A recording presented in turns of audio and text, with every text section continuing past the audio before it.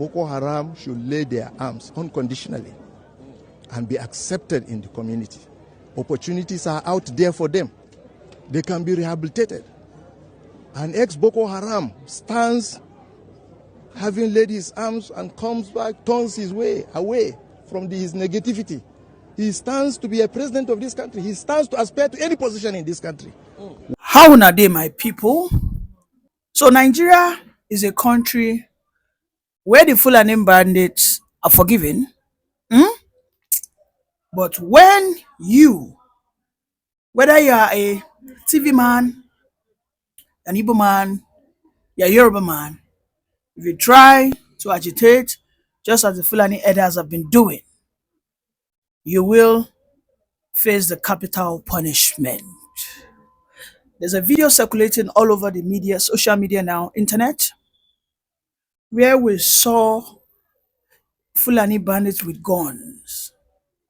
These guys were clocking. You know what clocking means? You know that thing that cultists that they do, that confra where they go clock like this, they go chop a get there, bah, bo, bo, that kind of thing. What does that send to you? What does that mean to you? What does it mean? The light at the end of the tunnel is there are so many good news at the side that is going on, right? In Finland, there's a good news. I'm going to show you the video. And also in Nigeria here back home, there's a good news for every freedom fighter that is fighting against the legality of Nigeria. Right now, they are winning. But before I show you those videos, why will the Fulani elders be in a ceremonial mood with the Nigerian army and police force?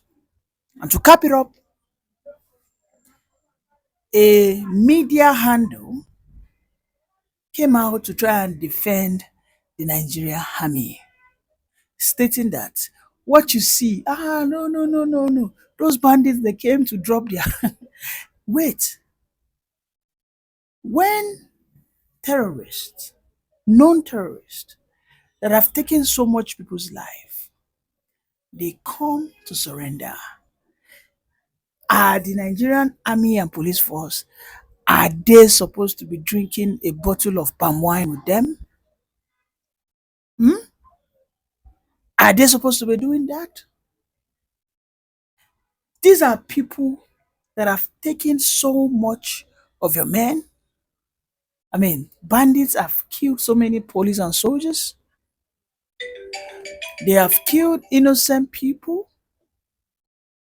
Oh, because they just all of a sudden felt we've had enough. Let us hands off. And then you feel it is right of you to jojo with them, not even one single slap from you as a soldier. Not even one single level of apprehension. At least make it first chop one blow. Nothing. The next thing you do is you share a bottle of palm wine with them. And you want me, I call myself a Nigerian citizen, to believe in your neutrality, that you're not biased. Have I not seen how they demonize Simon Ekpa? Simon Ekpa has never for one day fired one bullet. Have I not seen how they demonize Sunday Igbohos, who had his family members killed by Fulani headers? Have I not seen how they have held Nnamdi Kanu illegally for almost a period of 5 years, since 2020? Oh yes, and you expect me to just believe that nonsense news that you said? Of course, at this stage it is known. I mean, you cannot argue it. There are people in that government that are controlled by these leaders of the Fulani elders. Otherwise, there is no reason why, there's no reason why, as of today, so many president that has come and gone cannot declare a very serious, order against Fulani herders. There is no reason why the federal government cannot, as a collective, ban open grazing. There is no reason why the Nigerian government shouldn't tell states to handle their security if some elements that seemingly, okay, look like they are powerful than the federal government. You know, I go back and listen to the gospel of Sunday Igboho, the likes of Ghana, of Benue, that young guy who was a freedom fighter for the people of Benue, right? Benue, where they just killed over 200 people just 2 or 3 days ago. That guy was all out there just fighting against the terrorism that was meted on his people by these Fulani herders. That guy decided to surrender his gun and that guy was killed. However, we see all over our faces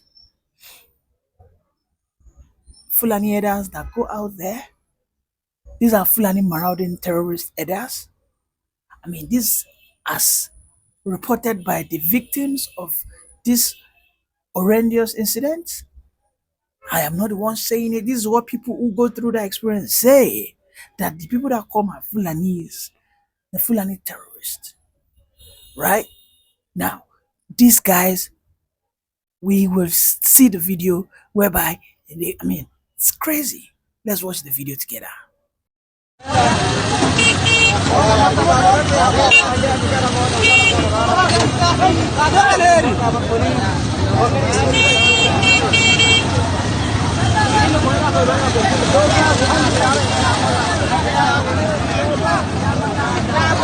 Come back. Did you see that? Did you just see that? At this stage, at this stage, there's a word that they say, ungwongwo na ungwongwo. You know who is who if you have an inner eyes. It is clear, make I come on my glass, make you not see my eyes, that the enemies, right, behind why insecurity will never end are those that shake hands with the enemies. Do you understand? The enemies, our enemies, are those that shake hands with those that are terrorizing us. When indeed, I have never seen it anywhere in the world, a terrorist, the best you do for them, even when you deceive them to drop their guns, is to put them in a permanent confinement. Now, this could be an heavily guarded locality, like a village. They'll be there, they'll be living almost a normal life, but that place will be fully militarized. They won't have to go anywhere. Right? They'll be farming, they'll be selling their farm produce. That is how they earn, nothing more. They are not supposed to live a normal life afterwards. I mean, we don't know the numbers of Fulani militias that went to kill over 200 people in Benue, but I'm sure they cannot be more than 30. Now, they went there. Now, you mean the Nigerian government will forgive those 30 and then release them back into their community? I have a word. I have this analogy that you don't domesticate a lion that has tasted blood. In fact, a soldier came out to expose that the Nigerian army are intentional in rehabilitating these Fulanese who are marauders, who are headers. That the rehabilitation is the genesis of the sabotage. Why it seems today that the Nigerian security architecture cannot fight insecurity. Watch that video right now, and then we'll continue our analysis. Good morning, gentlemen. One of these problems we are having in the armed forces today is because we give the enemies chance to outsmart us. The 48 laws of power number 22, page 163 says, use the surrender tactics to transform weakness into power. Now, you send our soldiers to battlefield, and along the line of the battle, the soldiers overpowered the bandits or the Boko Haram. Because they have been overpowered, they now applied the 48 laws of power by surrendering. Now, the soldiers now applied the military rules of engagement and decided not to fire them because they have surrendered. At this stage, they got them arrested in order to investigate them and get more of their secrets. Now, instead of focusing on getting their secrets, the government now retained them and said they are repented Boko Haram. You enroll them into the army, you are paying them salary and train them, giving them more secrets of the soldiers. And by the time they got the power, they will reinforce more and come back for you because of what? They already know your... All right, welcome back. At this stage, right? At this stage, I became one of the most fulfilled person when I began to believe the words of Nnamdi Kanu, that Nigeria was actually built to fail, period. That Nigeria as a state, right, was built to favor some particular people. No matter the level of criminality that they perpetrate, they always get what seemingly looks like immunity. There's this unending level of pardon that they enjoy. And I've seen it even in my own local area that I stay. I've seen it. So, you see, I am keenly following what is going on with that young man in the court. And also that young man in Finland, right? Simon Ekpa. You know, I've always said it in the past that what case does Nigeria have to tender against that young man? Simon Ekpa. What case? Like, will the Nigerian army, will Christopher Musa go to that court and say that everything Simon Ekpa said is a lie? Is he going to say that Simon Ekpa lied that Nigerian army do not reintegrate repentant terrorists into the Nigerian army? Like a repentant terrorist, within a space of 1 year, you recruit them back into the army. Either as civilian JTF, but these are people who work with the Nigerian army, who have informations. They can sell these informations for money. They can sell it for their ideological reasons, whatever the case is. What will the Nigerian army say?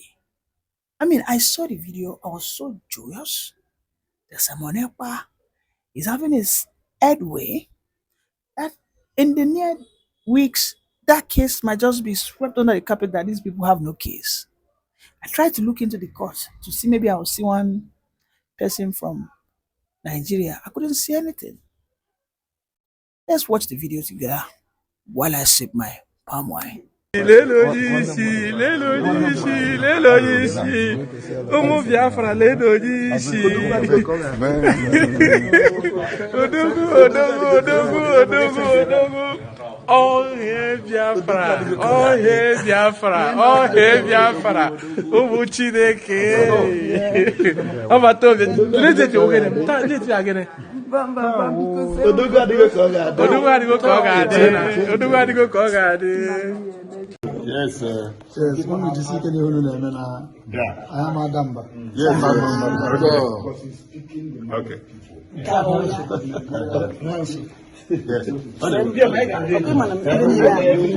Whilst the people of Benue State and perhaps others also look forward to that reconciliation, there has been call that if this is not nipped in the bud, people may resort to self-defense and begin to defend themselves and their communities. Do you see this as a possible reaction if this lingers?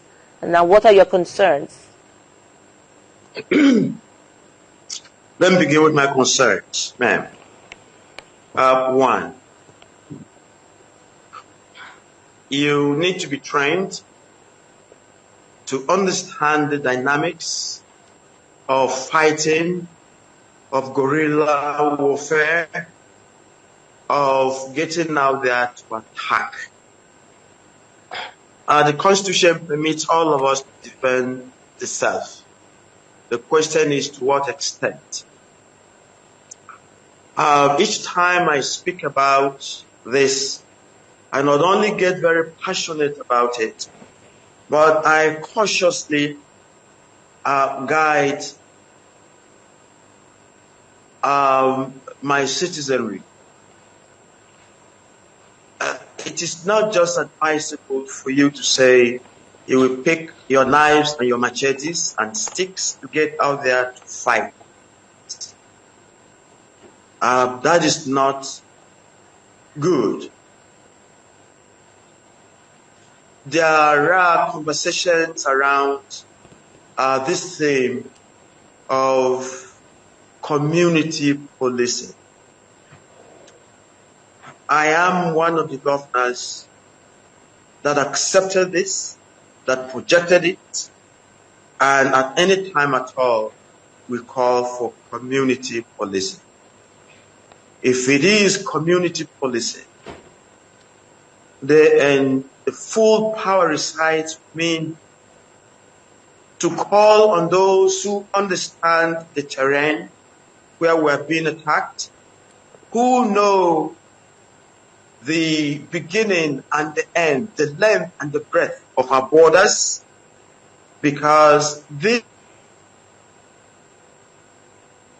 would be right within their local government. So they will know the terrain, they will know what infests us, and then they will know who to send forward to join the ranks of the community police. So I understand that people have their own doubts, that there will be abuses. Mm-hmm. I mean, there are abuses in everything. Yeah. There are abuses in everything. And perhaps access to sophisticated weapons as well. Yeah, and then when the federal government is wise enough to say, if we are bringing community policing, this is what should come to bear. These are the kind of arms these people, the people in different states should carry. And I think that would make some very good common sense. But where you have people who just decide to wake up because of sentiments and emotions that are attached, to what is happening with us and within us, I think we'll be rendering ourselves a bit more vulnerable. So I wouldn't advocate for self-defense. I would encourage us all to keep calling for community policing because it's the only way, it's the only people from within the state and the local government who would understand what is going on with them. I just come to think of it. Before now, here in the States, the chief area in particular, we have the traditional tax collectors, we have the third-class chiefs, we have the second-class chiefs, we have the first-class chiefs, we have the paramount rulers. These were people who ruled, who governed the chief spaces. And things worked out, before independence. And this should never be far-fetched. Thank God we are working with our traditional institution here in the state. And they have been of very tremendous support. The Totiv and the Ochidoma, whose people hear them, listen to them, and cooperate with them. Your Excellency, let me just come in here for the want of time. Supporting, but again, their powers are limited. Mm-hmm. Even in the Constitution, their powers are very limited. Mm-hmm. So there's only much they can do. So that's what